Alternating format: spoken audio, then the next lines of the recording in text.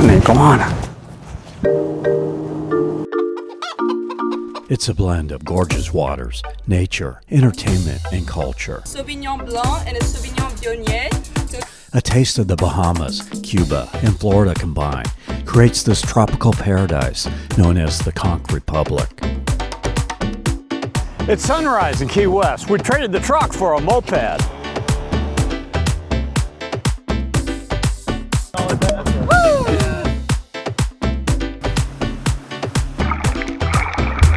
Your Sunday dinner might be sitting next to good old Uncle Frank. So 107 miles on the overseas highway, and we arrive at mile 0 in the Conch Republic. Are you ready to accelerate for some water fun?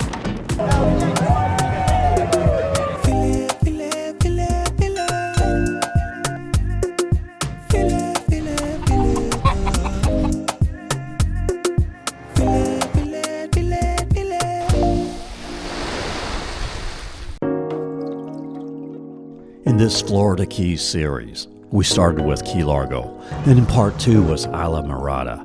Last week we showed Marathon and the Lower Keys. In this, part 4, it's Key West. And thanks to Historic Tours of America, we're going to take you to the turquoise waters and the soft white sandy beaches of the Dry Tortugas. We're gonna break out and have some fun. We're gonna do what we never done.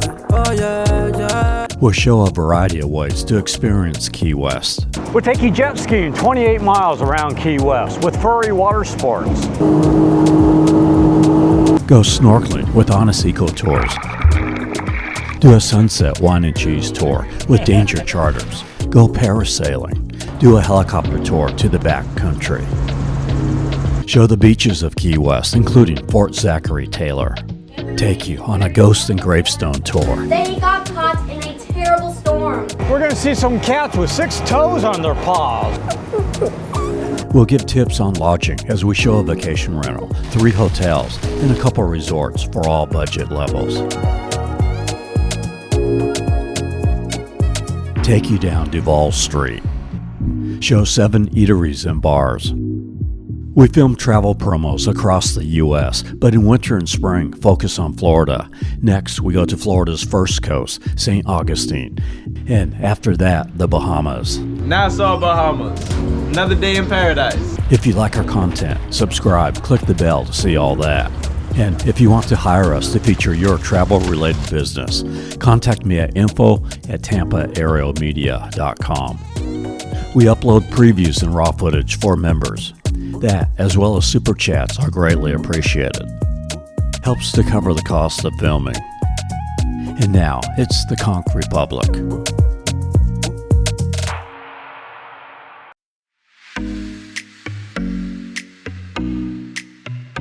We're going to start off talking about transportation, lodging, and a little bit of history, then get into the water fun. There's 4 ways to get to Key West. We have a ride coming down the overseas highway, but you can also fly into the Key West airport. If you do that, get a window seat because it is a great view. In my mind, because I drove, I associate the Keys being on the east coast of Florida. But US 1 gradually travels more to the west, and by the time you get to Key West, you are due south of Fort Myers, on the west coast of Florida. Therefore, another great way to travel to the Conch Republic is by the Key West Express, which departs from Fort Myers and Marco Island. It takes about 3.5 to 4 hours each way. It is $185 for adults, $135 for juniors 5 to 12. Children 4 and under, $85 for a round trip. And it's pet friendly for a $60 fee. And the 4th way to arrive is on a cruise ship. Ferry has golf cart and bicycle rentals you can book. Golf carts are $130 for 5 hours, and they're street legal, so you can take them anywhere in Key West. If driving, you want to leave your car parked and use another form of transportation. There's several options. The Old Town Trolley is a hop-on, hop-off pass. Runs about $52 to $57 for adults, $19 for children 4 to 12, with multi-day options a little cheaper. You can rent a golf cart, but my recommended mode of travel is on a scooter, as it gives you more options for parking versus a car or golf cart. And it's just so much fun. Just ask Bailey. For lodging, you have many bed and breakfasts, smaller historic hotels in the downtown area, if you want to be walking distance to the bars and restaurants, but they can get very expensive. and not much room for parking. I prefer the hotels and resorts on the eastern half of the island because you have more convenient parking and you tend to get a better room for your money. Along A1A, there's a pet-friendly Hampton Inn, about 4.5 miles from Mallory Square. This used to be a Best Western. It is near the airport, so you hear planes taking off, but on the plus side, you have a great sunrise across the street. Now, traveling on US 1, on the left is Havana Cabana, where we stayed at in our previous video of Key West 4 years ago. This is a 4-star hotel, 3.5 miles from Mallory Square. It's pet-friendly, although it's a $75 per day pet fee. Now, about 3 miles from Mallory Square, further down on Roosevelt on the right, is the Ibis Bay Beach Resort. Stayed there in our 2019 video of Key West, but they are no longer pet-friendly. And a little further down on the right is the Parat Key Hotel and Villas. This is a little more on the pricier side, but a very nice property. 4 pools with a poolside cafe amidst 5 acres of a tropical garden and a beach area with a pier. And further down on the left, now about 2.5 miles from Mallory Square, is where I stayed, the more budget-friendly Fairfield Inn. This is the one at 2400 North Roosevelt. I chose this for a couple of reasons. First, the rates are very reasonable, especially if you book on super.com. The room, while a little older, was fine. The property was clean, nice pool, and they had a really good breakfast with meat, eggs, bagels, muffins. And the second reason I chose them is because Bone Island Rentals is at the hotel. They have golf carts, bicycles, and scooters. It is $75 for a 1-day or $120 for a 2-day scooter rental. You can do any number of days to a weekly rental. Fairfield Inn was a perfect distance from Old Town because long enough to get a nice little ride in, yet you can get anywhere in about 10 to 15 minutes. Also, you're close to the marina where there's a good couple of restaurants. A half mile farther down North Roosevelt is the Smoke Barbecue that is set in a boat with an old Florida decor. And another half mile down is Max Place Sports Tiki Bar. It is here you'll find Cruisin Tikis Key West. They have sandbar, sunset, and sightseeing cruises that are $75 for a public 2-hour tour, or you can charter the Tiki for $400, includes up to 6 people. Now North Roosevelt turns into Truman Avenue, still Route 1, passing mile marker 1, and on Truman is a good vacation rental. The Lighthouse Suites collection, you can book on Verbal. These are a little pricier, but you get the amenities of home and a great location next to the Hemingway house and the Lighthouse, which we'll show in a bit. Key West gets its unique mix of culture from its history. Its Spanish heritage dates back to Ponce de Leon, who discovered Florida in 1513, as we'll see in our St. Augustine video. He then sailed south around the Keys and called this island Cayo Hueso, which means Island of Bones. He saw the island littered with bones, as the Calusa natives would use the beaches as a burial ground. But what they did find was thousands of bleach white bones scattered along Higgs Beach. That's a rooster, Bailey. You'll notice in Key West that there are roosters and chickens everywhere. Well, they were brought here by the Cuban immigrants, as well as great cuisine, coffee, and cigar manufacturing. And the shipwrecking and fishing industries brought many Bahamians to Key West, as the Bahamas are just a couple hundred miles to the east. During the third weekend in October, there's the Bahamas Village Goombay Festival, a food and music festival that celebrates the connection between Key West and the Bahamas. So that Spanish, Bahamian, and Cuban culture mixed in with Florida gives the Conch Republic a unique flavor. Okay, let's start out taking you to the top of the tower at the Shipwreck Museum to give you a perspective of Old Town. Looking east a couple of blocks is Duval Street. The street below is Front Street. Now looking south, the first building is the indoor shops of Mallory Square. Inside there's a Cuban coffee queen to pick up good lattes, espressos, and cafe con leche. Also, the restrooms are inside here too, on the second floor. The bottom floor has clothing retailers.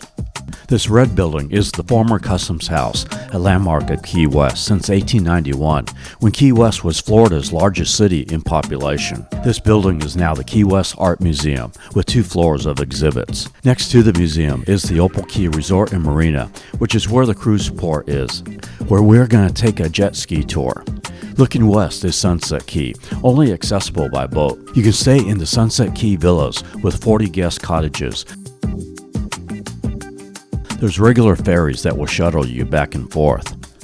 Looking down is the aquarium. We'll show you shortly. In the distance, the courtyard of Mallory Square, where the sunset celebration happens nightly with street performers. And below, some of the outdoor kiosks with vendors of Mallory Square, which you can book on Verbal.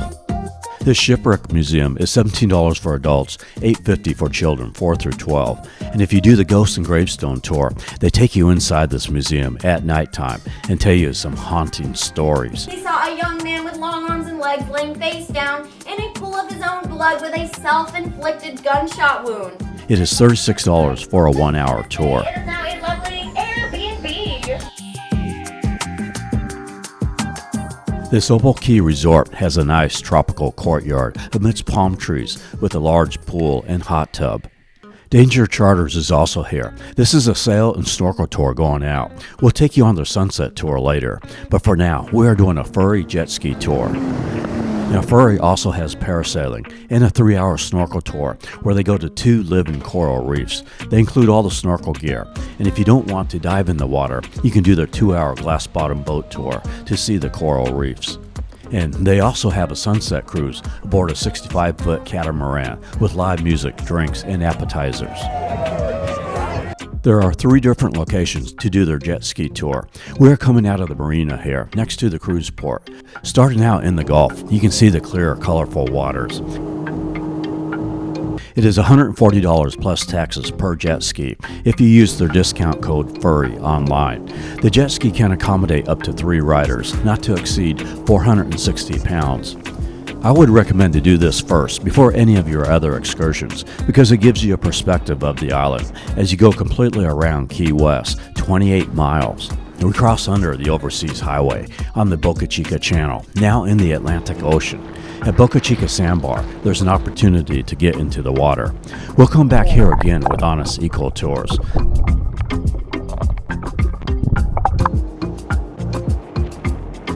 And now, back around the south part of the island, near the Hampton Inn, where we showed the sunrise at the beginning of the video.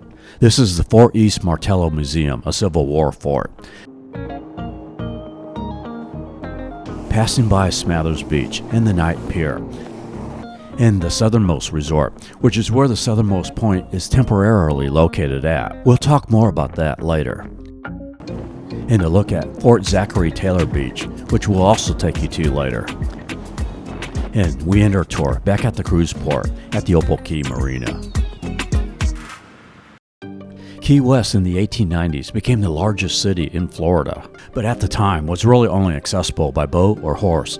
Its tourism was really boosted in 1912 through Henry Flagler's Overseas Railroad that we did a segment of in our last video of the Lower Keys. This railroad, though, was destroyed by the 1935 Labor Day hurricane.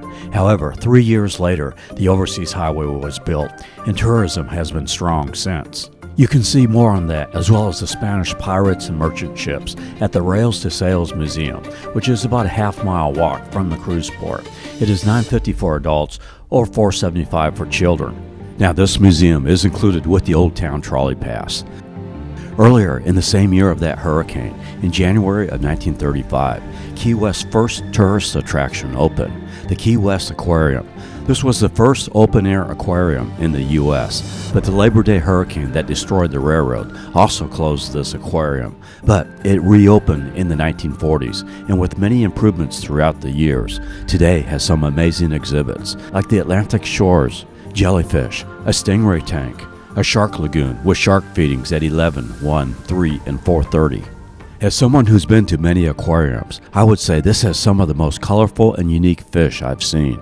You can get discounted tickets through Trusted Tours and Attractions. It's $21 for adults, $12 for children 4 through 12, as well as combo packages that include the Shipwreck Museum, Custom House, Lighthouse, and Old Town Trolley or Conch Train. This Conch Train also gives you a narrated history tour.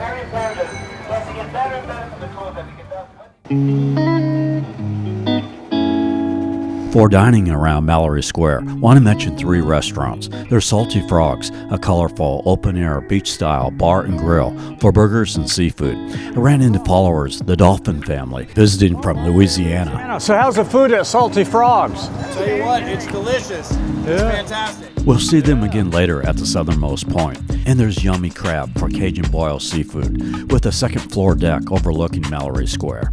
And of course, the Sunset Pier restaurant, with seating on a long pier overlooking the water, and as the name implies, great sunsets.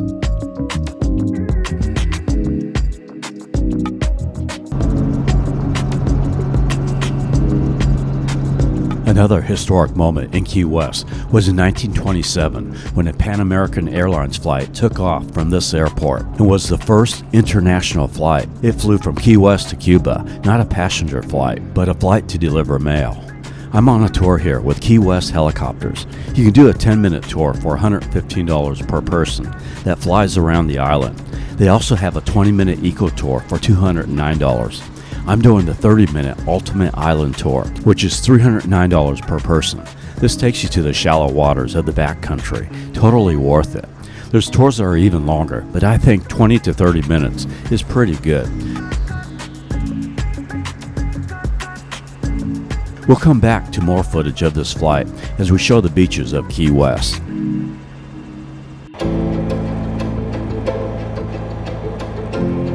Want to see some cats?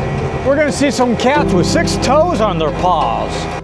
Another person that helped to bring tourism to Key West was Ernest Hemingway, an author who wrote some famous novels while he lived here in the 30s.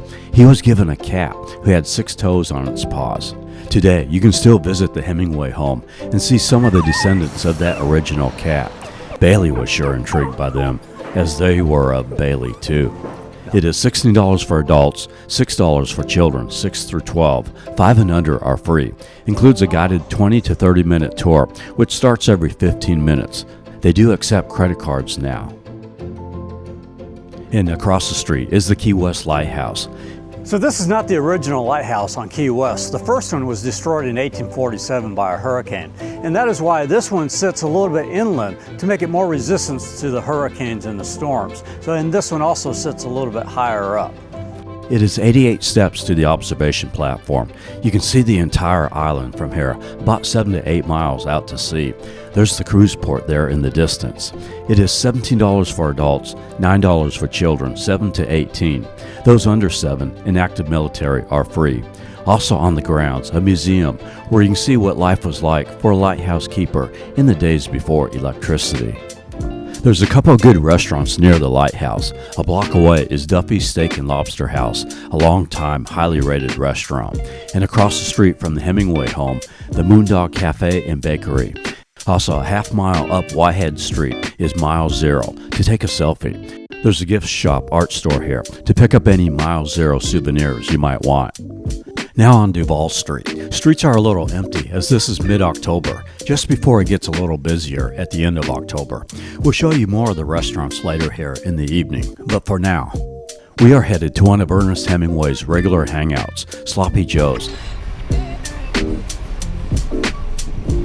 It actually used to be called the Silver Slipper, but Hemingway convinced the owner to rename it to Sloppy Joe's. I like it because you can get in and out pretty quickly. Good service. I'm having a taco salad. About $19, they give you a lot. I get the fresh vegetables to feed my active lifestyle. Alright, now we head to the historic Seaport, about a half mile northeast of the cruise port in Mallory Square. This is where the ferry terminal to go to the Dry Tortugas is at. But first, we're going on a snorkel and sandbar cruise with Honest Eco Tours. There's Harpoon Harry's across the street for breakfast, but they are cash only. Bailey's saying hello to Wolfgang, a Buckeye from Ohio. I'm grabbing me a cafe con leche from another Cuban coffee queen here. Very happy on a day that was forecasted to be cloudy. Ended up being sunny.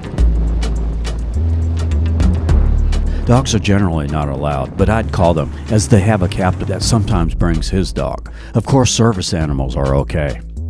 We head to the Boca Chica Sandbar, where we stopped at on the jet ski tour. It's next to the Boca Chica Naval Air Station.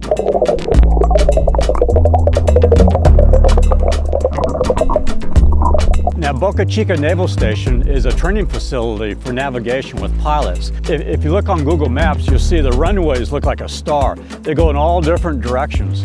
So they use this as a training facility for navigation because there's very little land, so the pilots have to use their instruments to navigate over the waters. So now we're running downwind, down sea. We've got a much nicer ride back. We head out to another snorkeling location. Honest Eco gets their name because the company was created by biologists. It's a more comfortable boat than many of your other eco tours here. This is their 4-hour dolphin watch and guided snorkel tour. It's $109 for adults, $89 for children 2 to 11.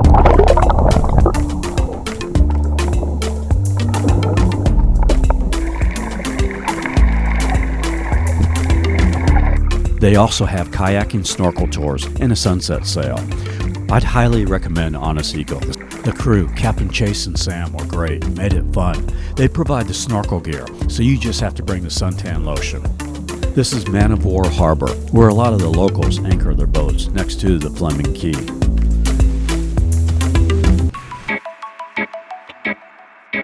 Next to Honest Eco is where the parasailing with Sunset Watersports is at.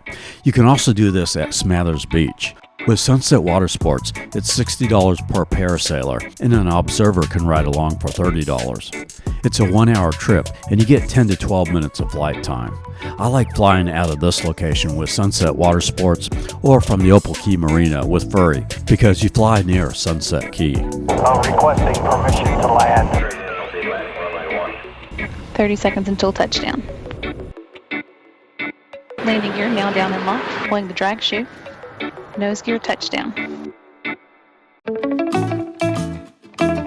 Back at the Seaport, there's several really good restaurants to grab a bite to eat.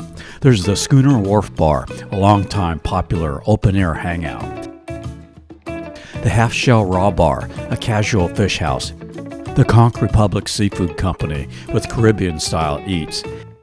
And the A&B Lobster House with the more casual Alonzo's Oyster Bar. But we are going to the Boathouse Grill, which is where the Honest Eco boat is at, to grab some typical Key West food.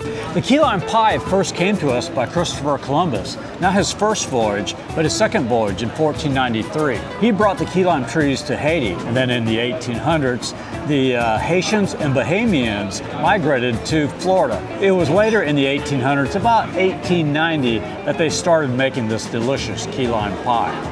Now, another famous food comes to us from the Bahamians is the conch fritter. Now, the conch fritter is conch meat mixed into a seasoned batter with ingredients like flour, eggs, or vegetables, and then it's deep fried to a crispy golden brown.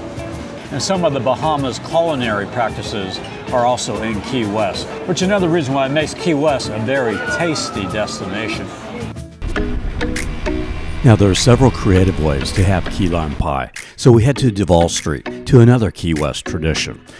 Well, one of our followers, Chris, said you gotta come to Matheson's here and get key lime pie on a stick. So here it is. Just a perfect thing to cool you down on a hot Florida day. We'll come back to Duval Street later. Now, let's show you the beaches of Key West. There's Smathers Beach. At a half-mile long, it's the largest beach in Key West. It has restrooms, chair rentals, picnic tables, and volleyball courts. The waters are shallow and calm, making it good for swimming, and there's water sport activities. In between Smathers Beach and Higgs Beach is the Edward Knight Pier, also referred to as the White Street Pier, or jokingly, people call it the unfinished road to Cuba. At a quarter-mile long, it's the longest pier in Key West. And there's Higgs Beach. It has the dog park, playground, and tennis courts across the street. And there's concessions with lounger rentals and restroom facilities. Now it's time to head to the best beach in Key West at Fort Zachary Taylor State Park. It is $6 per vehicle for up to 8 people. Stay.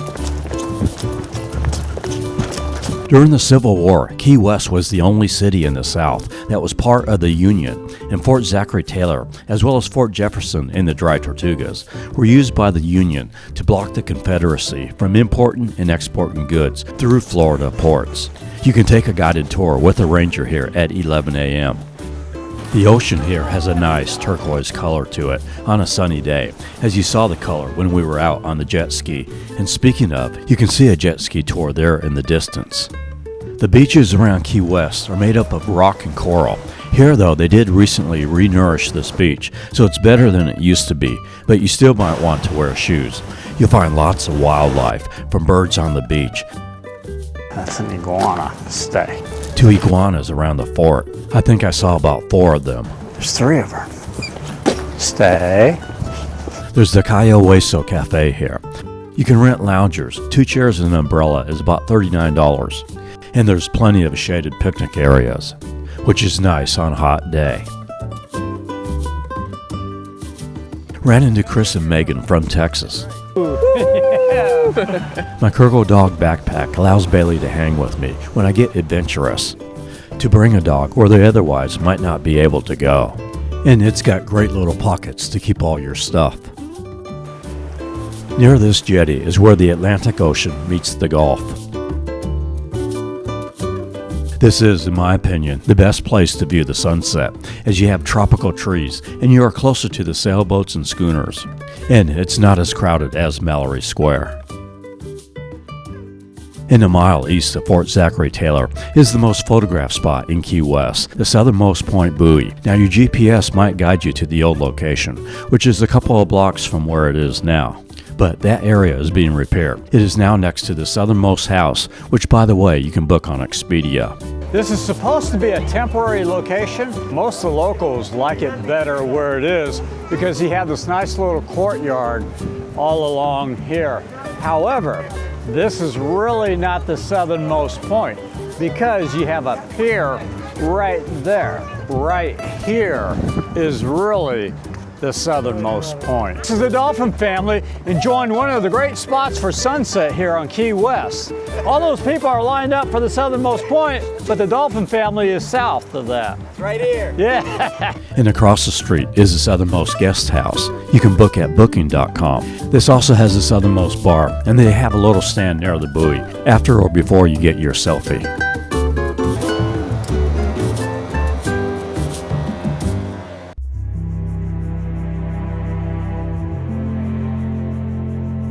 Now it's time to take the ferry to the Dry Tortugas. For parking, they recommend this garage here that is a couple of blocks from the ferry. It is $40 a day. You also have this lot here for high clearance vehicles that is $48. I'm picking up a Cuban bagel and Cuban coffee at the Cuban Coffee Queen. Made out of Cuban bread that glazed the top with some type of a glaze and seeds. Very good. You board at 7:30 and it departs at 8. Now, they do provide a continental breakfast as well as a lunch. Depending on the time of year, you might get a great sunrise over Key West as you depart.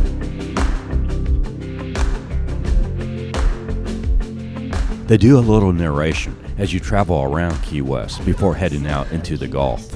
This trip takes about 2.5 hours each way. At about 30 minutes in, you'll lose cell phone signal, so plan to be disconnected from the rest of the world for the rest of the day, until about 5 p.m. when you arrive back. The ferry circles around the island as you arrive, giving you a great view of the fort.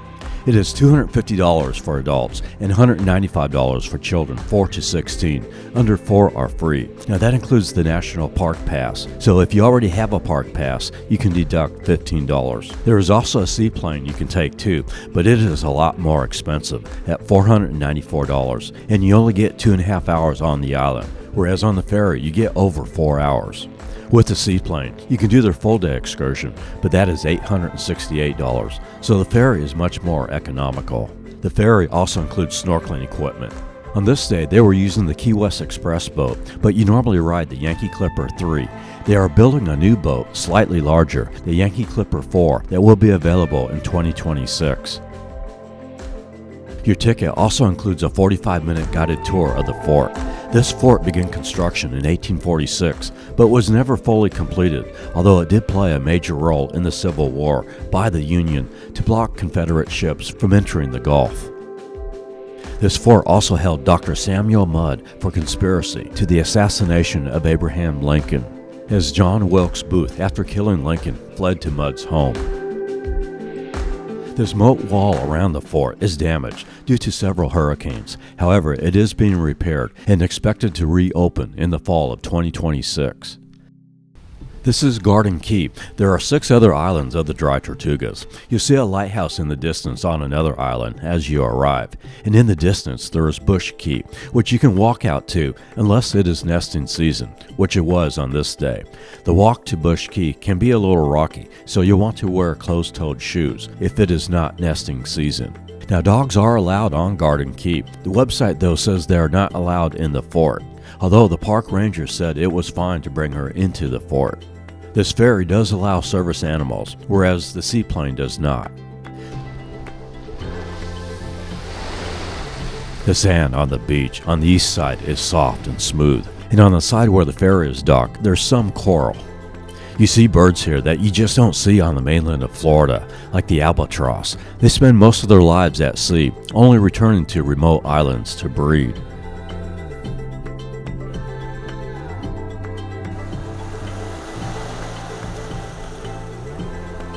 These structures here are called coaling piers. They are remnants of the old coal docks. This, I think, is the best area for snorkeling, with various fish, coral, and larger species like barracuda.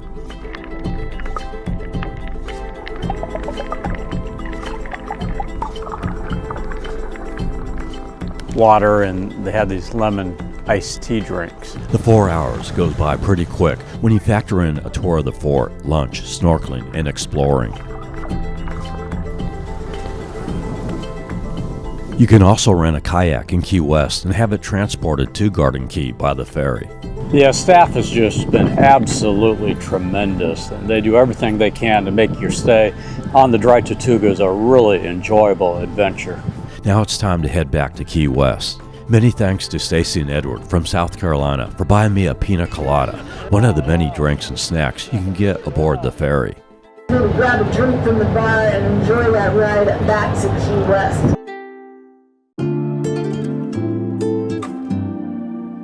No, this is an Argentinian Cabernet. Got lots of dark red fruit. As I've shown, there's great spots in Key West for sunset, whether it's Fort Zachary, Truman Waterfront Park, or Mallory Square, but nothing beats getting out on the water. You have many options for sunset or snorkeling cruises. There's Sebago Watersports, Terralani Sail Adventures. For a real schooner, there's Classic Harbor Line with the Schooner America 2. We saw Classic Harbor Line in our Boston video. And there's Schooner Appledore. However, I chose Danger Charters. They depart out of the Opal Key Marina.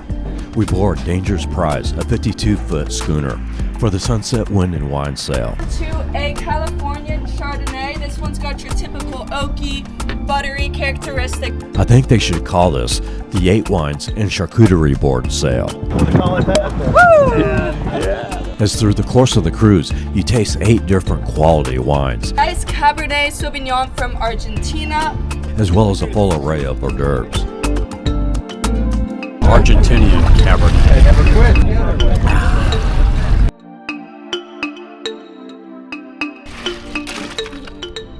It seemed like every 5 minutes they were serving us something. It is $109 for a 2-hour cruise. Well worth it for what you get. No better place for a wine tasting than on the open waters of the Gulf. Just 5-star service, so relaxing. Mark and Sue from Cape Coral. Rosé, got notes of strawberry. Of course, you want to pick an evening that is sunny. You won't be disappointed with Danger Charters.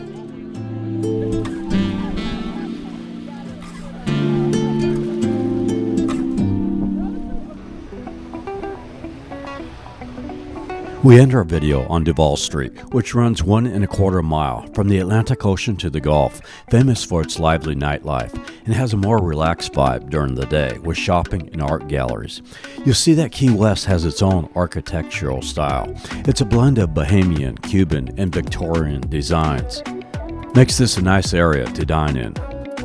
I'll list some good eateries and bars. I'm sure I'll leave out a few, so let me know some of your favorite eateries and bars.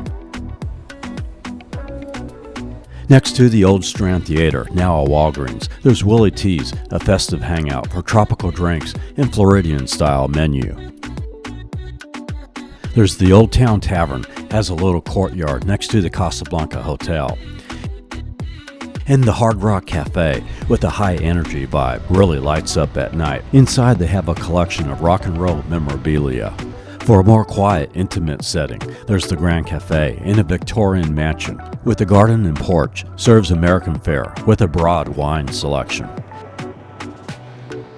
Next to the Grand Cafe, there's Caroline's for a Caribbean steak, conch fritters, and other Key West cuisine. Fat Tuesdays with a variety of frozen cocktails. They have a couple of locations here.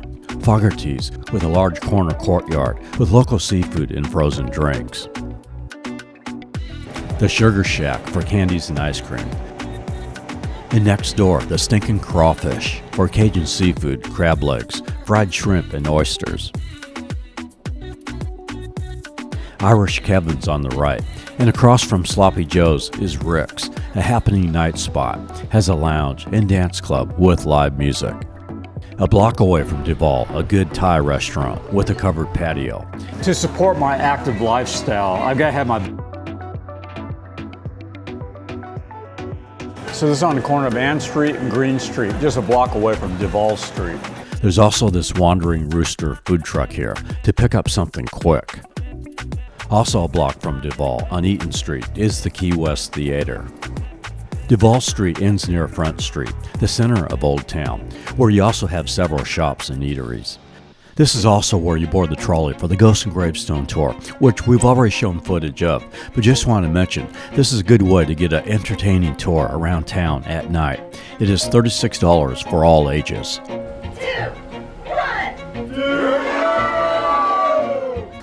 Take care, Henry. We'll see you again. Well, we've enjoyed our time in Key West, but people are going to get naked around here, so it's time for us to get out of here before Fantasy Fest starts. You don't want to see me naked. You know, I think a big problem in our country is isolation, where often you can feel like you're doomed. It's easy to just stay to yourself, but I think you'll find that if you get out, see nature, and connect with people. How are you guys doing? Doing good. It will bring health to your mind. And the Florida Keys are a great place to do that, as people are friendly here. In summary, I think Key West gets a bad rap. For those who are not into the bar scene, they think it's just a wild and crazy party town. But really, in Key West, there's something for everyone. Yes, there's the nightlife. And at the end of October, Fantasy Fest, a 10-day wild festival. But there's also the nature, water sports, architecture, great food. For those that are not into the party scene.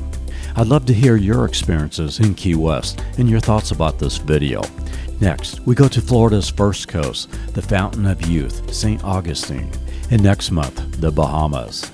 I truly appreciate your comments. Your support through channel memberships and super chats all help to pay for the expenses of filming these videos. So we don't have time enough to eat at a fancy restaurant, so we're going to stop by Miami Subs. And they're dog friendly. You get heroes and all kinds of good food. She's going to give you a bone, Bailey. Yeah. I could get used to this, couldn't you? From the Conch Republic, I wish blessings to you and encourage you to get out and see nature, maybe meet some people. Thank you for watching this series of the Florida Keys. Oh, and if you happen to be headed to St. Pete Beach, which is about 200 miles up that way, check out a great vacation rental, Calm Ocean on Upham Beach. It's been a great time, Fred. You keep hanging in there. Catch you next time.